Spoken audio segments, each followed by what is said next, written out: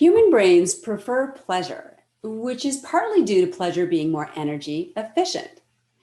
Our brains also like to avoid pain, not only because it could be tied to something potentially life-threatening, but because processing pain is conflicting and therefore energy expensive. That's the way our brains are wired. Pleasure takes less energy to process. Pain takes more energy to process. These strategies are great because they help us to avoid doing things that could kill us, and they help us do more things that keep us safe, especially as pairs or in communities. And of course, pleasure seeking helps us to perpetuate our species. And realize pleasure and pain can be experienced either physically, mentally, or emotionally.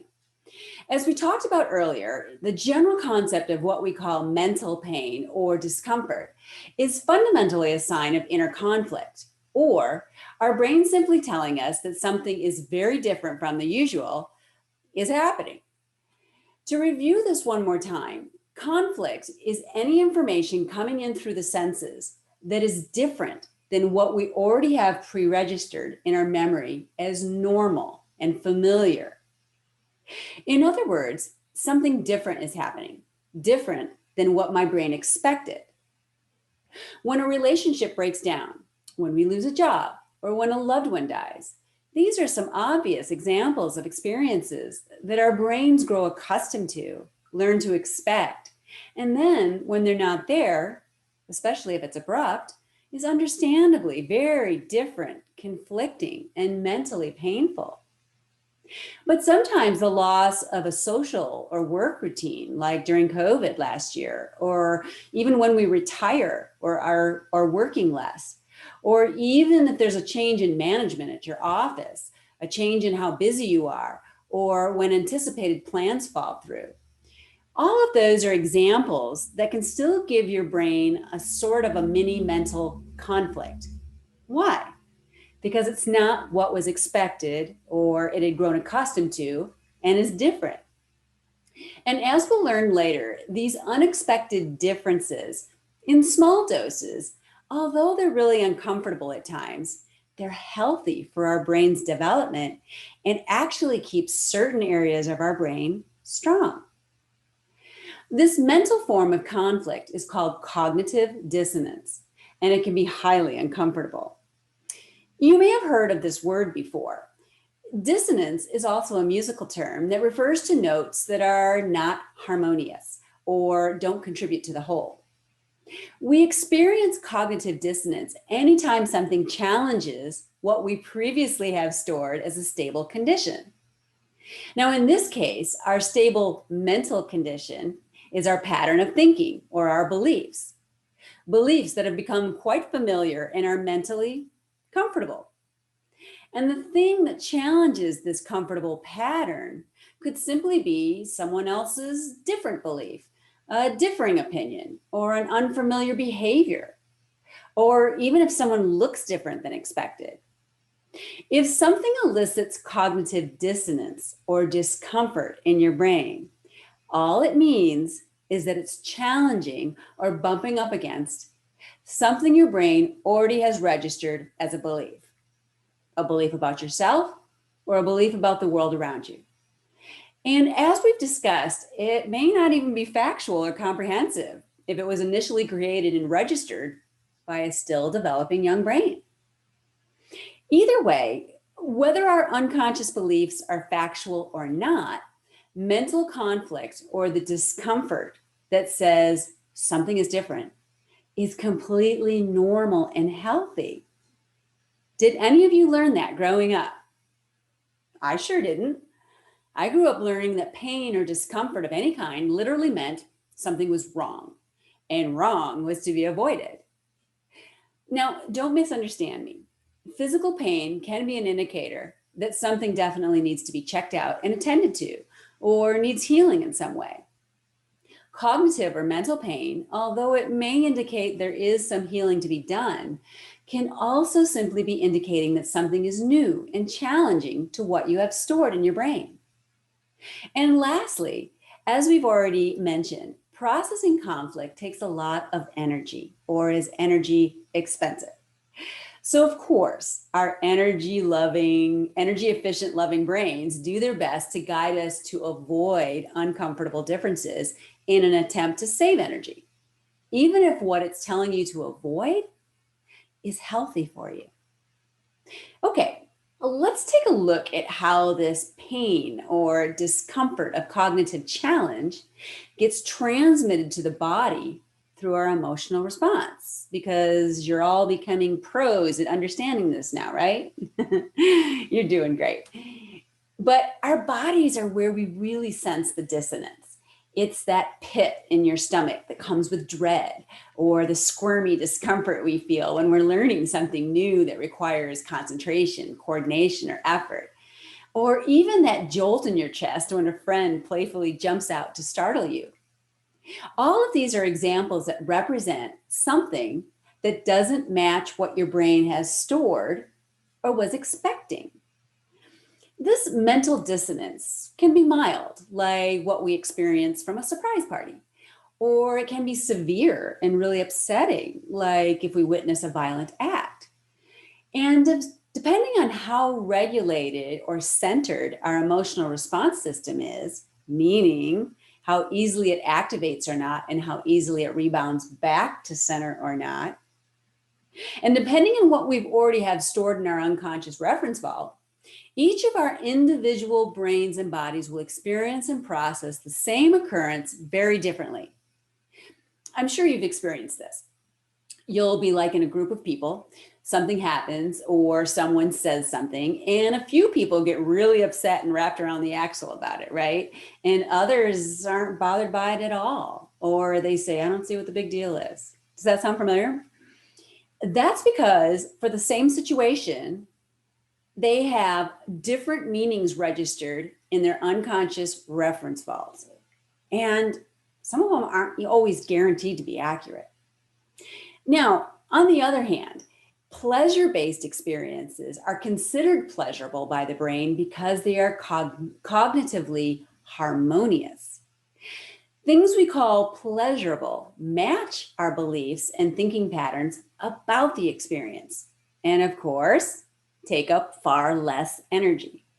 So read that again and consider what you've learned so far in this class.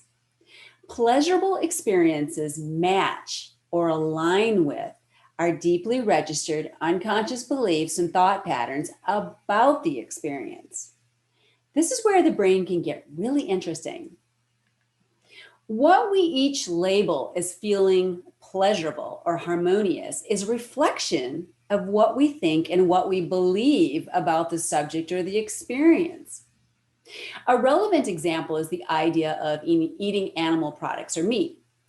What makes it pleasurable or repulsive depends on what you have stored as a pattern of belief about eating meat, and how deeply or for how long that belief has been registered.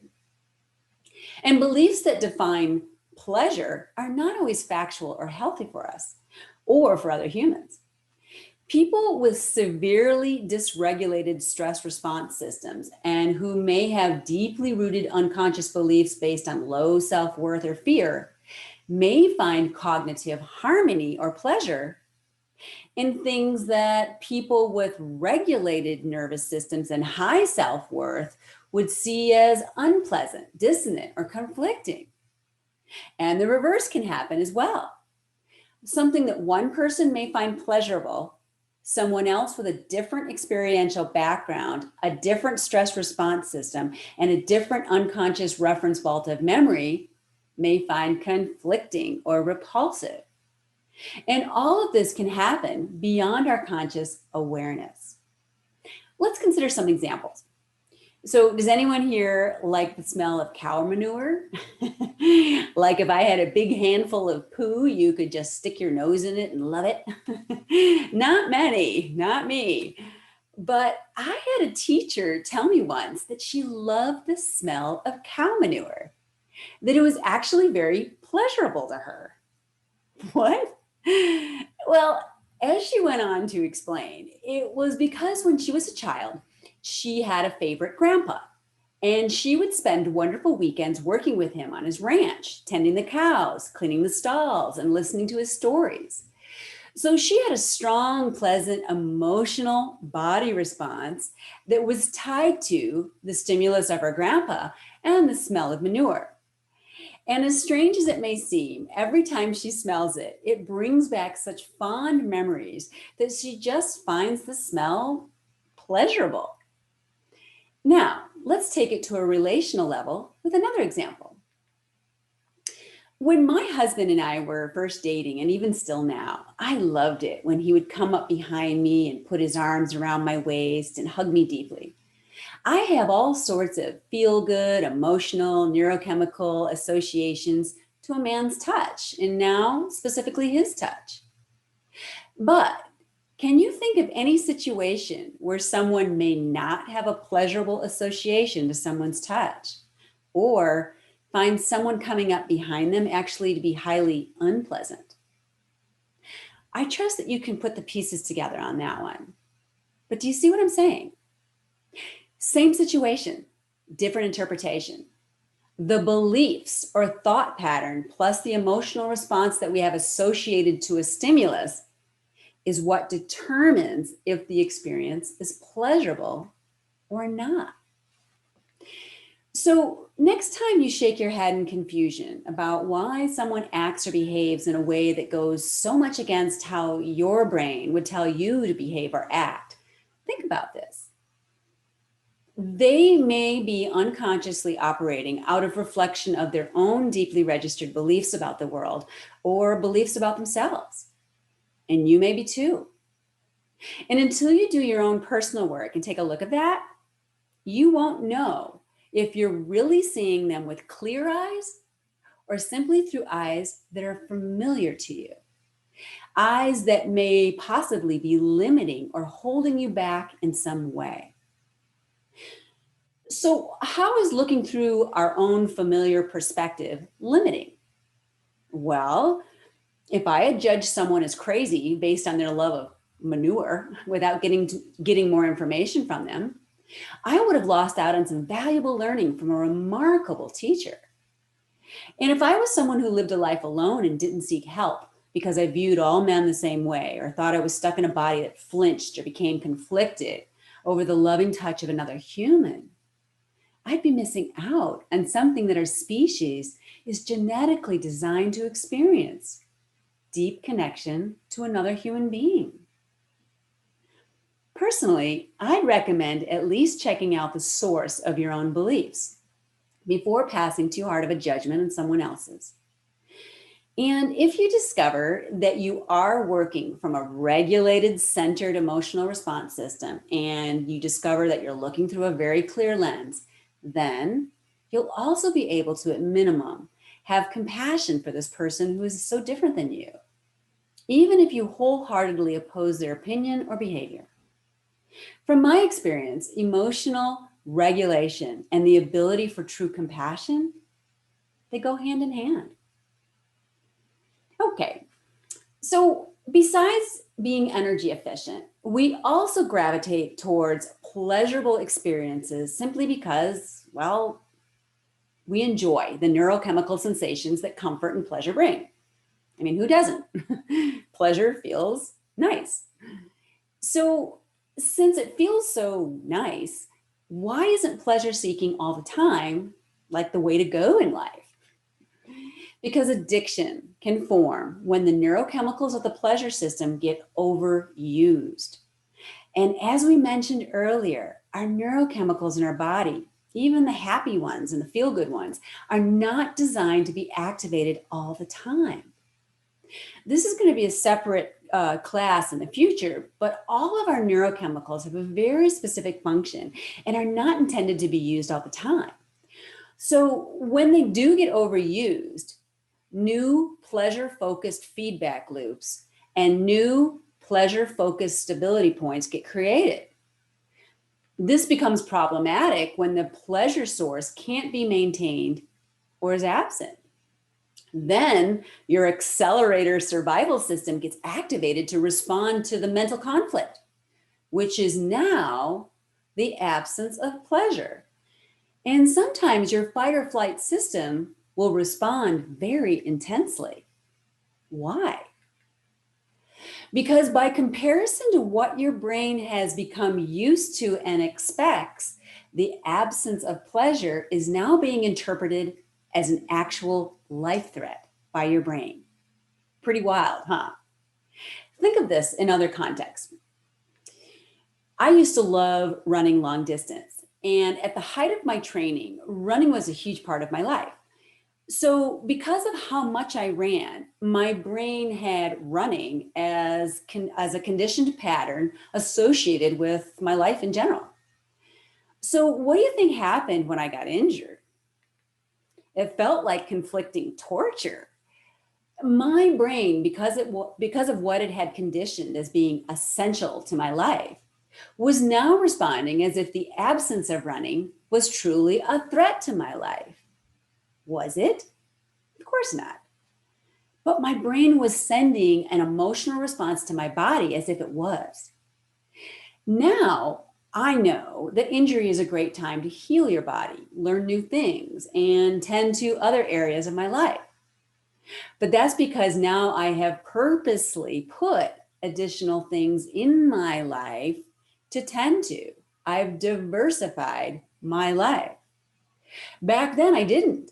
Running consumed so much of my life, and most of my friends that I had were runners also. So I had very little else to turn to regulate myself if I wasn't running. And my brain sent all sorts of signals to my body that said, this injury is highly different than what we're used to, so it must be life threatening. It wasn't, but it sure felt like it in my mind and body. I've known some runners who are so addicted to running, or any activity for that matter, that when they're injured, it's so mentally uncomfortable for their brains. And if they have little else in their lives to counterbalance the loss of activity, then they suffer immensely. In fact, their mental suffering is so great, they often go back to running before they're fully healed, which of course leads to repeated injury. And unfortunately, if this behavior pattern gets rewarded by friends that condone it, calling it brave, tough, or heroic, the person is back running again and the unhealthy pattern continues. This is an example of an interpersonal or social feedback loop. So, is there anything wrong with running long distance? Of course not. I still love running and I prefer longer distances.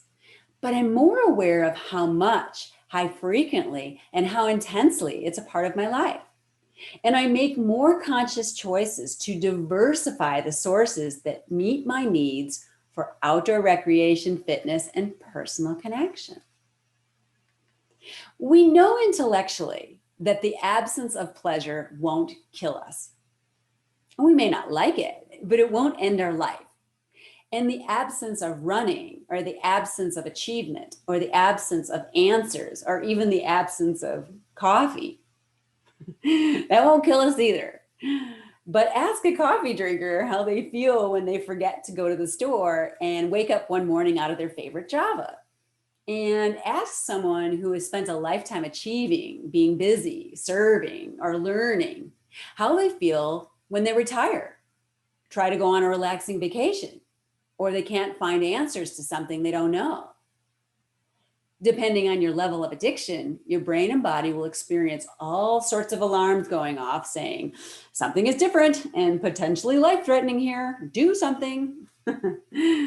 So we either suffer physically, like with the discomfort of a headache from lack of caffeine, or withdrawal tremors, like when someone stops habitual drinking, or we get restless or have an inability to sit still. We can't stop habitually learning or working or doing.